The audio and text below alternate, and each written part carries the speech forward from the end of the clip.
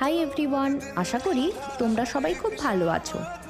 চলো আজকে একটা গেট রেডি উইথ মি হয়ে যাক ভাই ফোটার জন্য। আজকে আমি নিয়েছি এই স্কাই ব্লু কালারের শাড়িটা, আর তার সাথে একদম সিম্পল একটা মেকআপ লুক।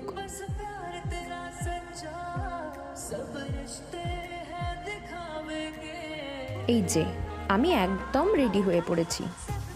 তোমরা জানিও কিন্তু আমাকে কেমন লাগলো। আর এদিকে ভাইফোঁটার থালাও একদম রেডি, আর সাথে মায়ের হাতের তৈরি স্পেশাল সব খাবার দাবার। এবার আসা যাক আসল কাজে।